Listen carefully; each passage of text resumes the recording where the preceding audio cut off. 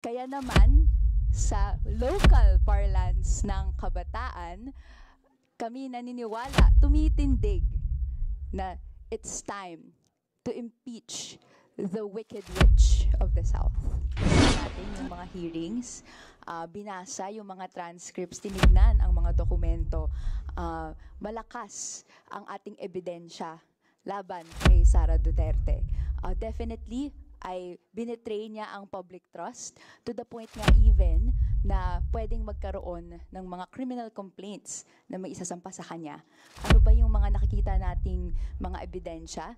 Nariyan yung clear fabrication ng evidence, ng receipts, acknowledgement reports. Nandyan din yung mga pag-admit ni Chief of Staff niya mismo, ni POA, na hindi niya alam actually yung laman ng mga reports na kanyang ginagawa even though inatasan siya na siya ang magda-draft nito at isasubmit ito sa COA.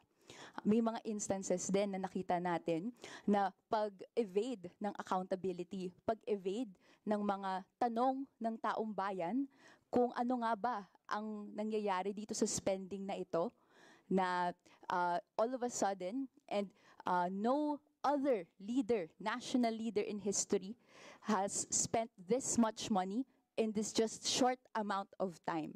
No, 125 million in 11 days in an implausible, physically impossible manner. Ito ang nakikita nating basehan kung bakit malakas ang ebidensya laban kay Sara Duterte. And kaya nga sa kabataan, in our parlance now, no, ang tingin natin, it's time to impeach the wicked witch of the East. Ayun po. Of the South, sorry. Sumabit. Ulitin ko. Okay. Sumabit pa. Wicked witch of the South. Ulit. Okay, sige. Kaya naman, sa local parlance ng kabataan, kami naniniwala, tumitindig na it's time to impeach the wicked witch of the South. Sige po.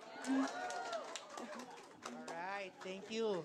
Talagang defying gravity. Alright, can we ask the media siguro for questions? Sir, Sige. Go ahead po. Big Sumintak Net 25. Clarification lang po. Out of 6 impeachable offenses stated in our Constitution, why only betrayal of public trust kayo nag-concentrate?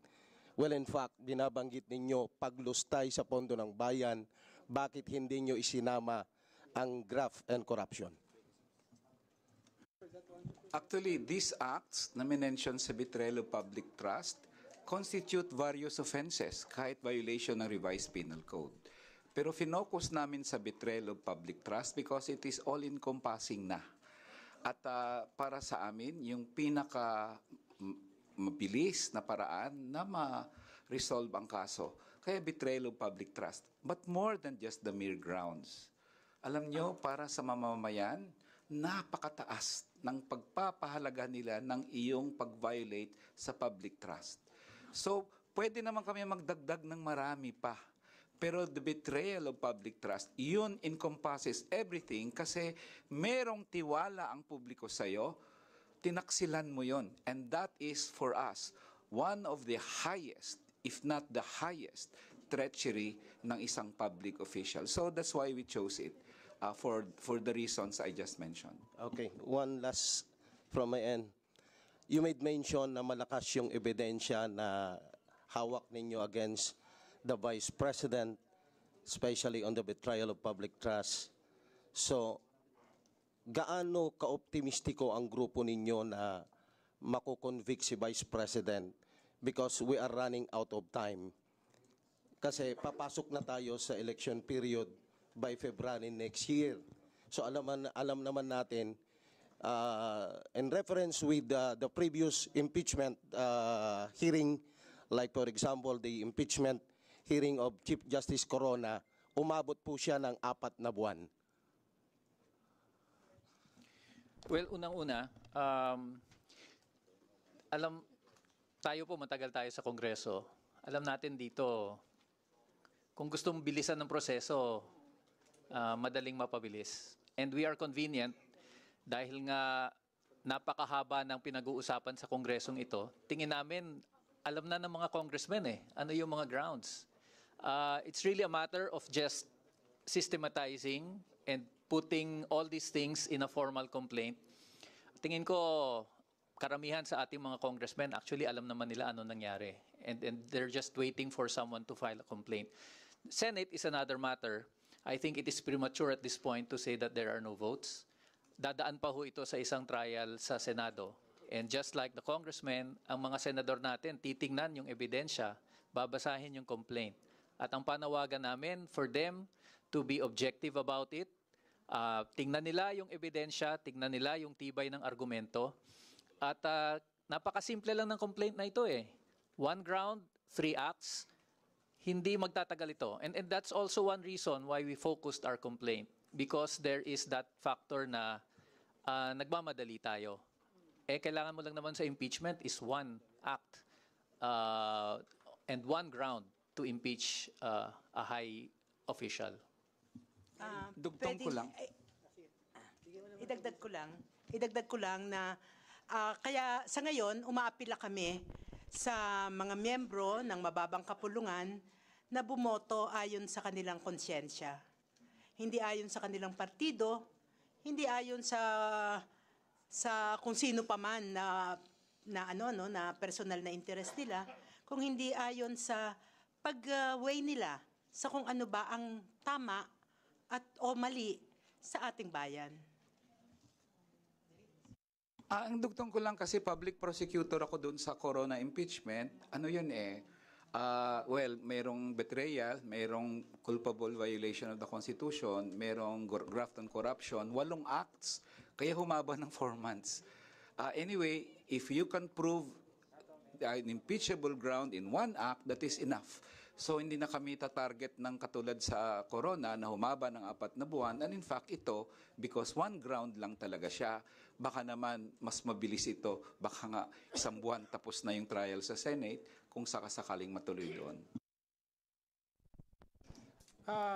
Bilang isa sa mga complainant, ang panawagan din natin sa Kongreso, sa mga kongresista na sa kabila ng pahayag ni Pangulong Marcos Jr. na hindi raw mahalaga ang impeachment, ay suportahan ang impeachment complaint na ito dahil kung di man mahalaga sa presidente, mahalaga sa mamamayan na panagutin si Vice Presidente Duterte sa kanyang mga kasalanan, yung sinabi nating betrayal of public trust, yung maanumalyang paggamit at pag-ulat sa COA at pagtangging magpaliwanag sa Kongreso kaugnay sa 612.5 million pesos na pondo ng taong bayan.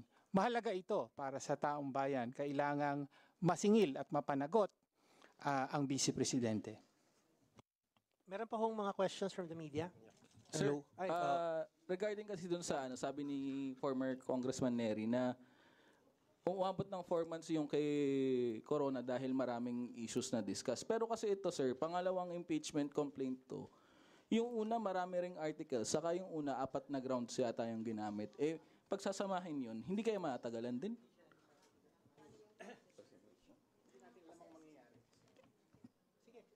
Alam nyo, hindi natin alam kung anong magiging aksyon ng Kamara dito sa mga complaints, no?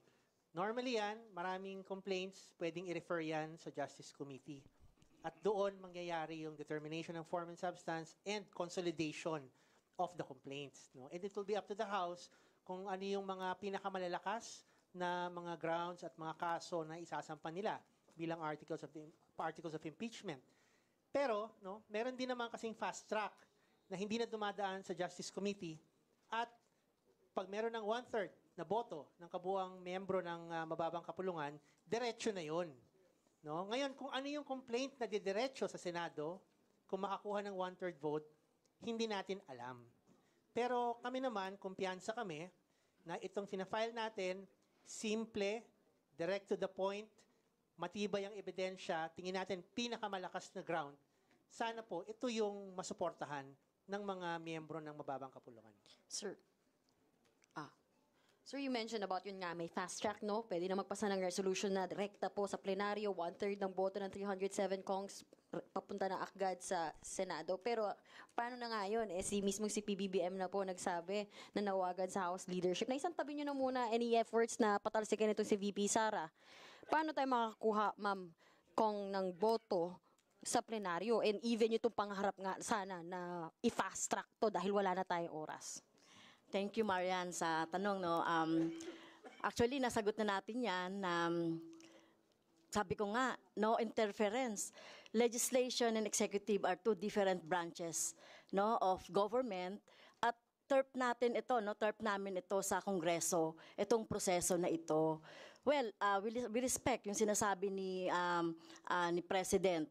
Pero syempre, hindi yun ang magiging dahilan namin, halimbawa sa Makabayan at ilang mga miyembro ng Kongreso na mapigilan itong proseso. Ito lang talaga yung democratic legal process na gagawin natin na talagang magpapa-impeach sa isang tingin natin unfit na vice presidente. Kaya kaya hindi tayo apektado doon. No, ang Makabayan hindi pa tayo apektado doon, kaya nga ito ini-endorse natin at tinutuloy natin. Siguro, Marian, yung issue dyan ay nananawagan kami dito sa aming mga colleagues, mga kasamahan namin dito sa Kongreso. Tama yun to vote in conscience, diba? Hindi naman kailangan na may dikta o kung ano man. Ang sinasabi natin dito, separation of powers tayo, dapat tumindig ang Kongreso sang-ayon sa tama, no, na posisyon dito sa usapin na ito. Just short lang. This is one of those instances na may pagkakataon ng Kongreso na ipakita sa taong bayan na siya ay independent. That there is a system of checks and balances. So actually, this impeachment complaint is a challenge to Congress to show its independence, to show that it can stand on the side of the people kahit ang presidente iba pa ang sinasabi at pinapanawagan. So sana ay maintindihan din yan ng ating mga kongresista. Hello po, good afternoon. Dwight De Leon po from Rappler. Meron po bang mga kongresista with the majority na lumapit sa inyo expressing privately that they will support the impeachment complaint? Pero yun po ba, meron po bang mga nag-manifest po, without naming names? Wala. Wala. Actually, wala, tingin ko walang isa sa amin ang kinausap ng congressman na mag-file. Because kami talaga, tingin namin, ito ang aming tungkulin. No? This is, sinasabi nila palagi in their pronouncements na kung may magfa-file, they are duty-bound to act on it. So, yun lang, ganun kasimpleng pahayag lang, sapat na para sa amin to do what we think is our duty as citizens, to hold high public officials accountable. No need for pakiusap. Sir, Sige. Ikaw na sige. Sagit lang, sir, maikli lang. Willing ba ang sir, Makabayan to work with Akbayan considering yung history ng dalawang grupo? And pareho naman kayong on the side of in favor of impeaching Vice President. Ano ulit yung tanong? Ulitin mo nga, willing ba yung ano ulit? Ano ulit? Sir, willing ba ang Makabayan Bloc to work with Akbayan considering the history ng dalawang sides? Reps. Well, ikaw talaga, maintriga ka. Ma'am, kasi di ba meron namang incidents in the past? Ito kasi, syempre, pag-usapin ng common naman, yung with common na usapin, well, di natin pag-uusapan yung ideological. Magkaiba talaga yun. Linawin natin yon. Pero kapag merong pareho naman ng mga usapin, issues, madalas naman nagkakasama. Halimbawa, kahit na nga doon sa, sa kalsada. So, kung sakali, kasi proseso ito, hindi lang for Akbayan or Makabayan ito. Usapin, proseso ito na gagampanan ng more than 300 na mga kongresista. Kaya hindi usapin dito yung Akbayan or Makabayan. Thank you. If I may just add to that, impeachment is a political process that requires numbers. So, obviously, para magtagumpay ang impeachment, kailangang magtrabaho ng sama-sama ang kinakailangan para mapanagot ang pinapa-impeach. Yes, go ahead. Hello, question ko lang. Kailan po nagsimula yung drafting ng impeachment complaint at bakit ngayon lang po? Kasi ilang buwan na rin tumatakbo yung Good Government Panel hearing on VP Sara's secret fund spending. Ba't ngayon lang po? Okay, anahin lang natin yung process, no? Nung lumabas yung COA Notice of Disallowance, nung nagkaroon na ng budget hearings, nagsimula na yung pag-aaral namin ng grounds for impeachment. Pero hindi natin yan mamadali kasi nga kinailangan pang magkaroon ng mga committee hearings. So, nung natapos na yung marami-raming bilang ng hearings, I think 7 hearings, we're looking at 800 pages ng transcripts para sa buong pagdinig na yon. Yun ang naging dahilan kung bakit medyo tumagal. Kasi gusto natin, hindi lang yung basta mag-file. Gusto natin sinupin, gawing malakas, get everything that we can get from the transcripts, from the testimonies, review yung mga videos, review yung mga dokumento. Kaya tayo nandito ngayon. No? Yun yung prosesong pinagdaanan. Follow-up lang po. For the minority bloc po, nagsimula na po ba yung lobbying efforts natin to get support nga rito sa impeachment complaint natin? Hindi pa tayo nagsisimula sa ganun, pero itong ating impeachment complaint din na i-endorse ay bibigay din natin yung mga kopya nito sa ating mga kapamambabatas, kasama dyan ang mga colleagues natin na nasa minority coalition. Although, then again, ang minority ngayon sa Kamara ay nasa 20, kasama na dyan ang 3 from Makabayan, kaya ibig sabihin, tatrabahuin din talaga natin na makumbinse pa yung iba labas dun sa minority coalition. And the reason we have 75 complainants, lahat sila ay bahagi ng mga kakalampag, kakatok, makikiusap sa kanilang mga kongresista para suportahan itong impeachment complaint. So lahat yan po, sila ay kasama dun sa mga maglalabi at kakatok, mga ngalampag sa mga congressman. Hanggang sa Senado, sila din po ay mga ngalampag. So, hindi na lang ho kay BBM kung gagaling yung mga text sa congressman. Yung mga complainants magte-text din po sa congressman na ituloy yung impeachment. So okay na po siguro. Hingi kami ng paumanhin kasi kailangan po namin tapusin yung pagpirma. No, marami-rami pong bilang po yung pipirma pa. Tapos pupunta po kami sa North Lounge Extension. North Lounge Extension. So by 2 p.m. po, nasa North Lounge Extension po kami. Doon po gagawin ang actual filing at pagsumpa sa harap ng SecGen para ma-verify po yung complaint. So, mabilis lang po na, ayan na.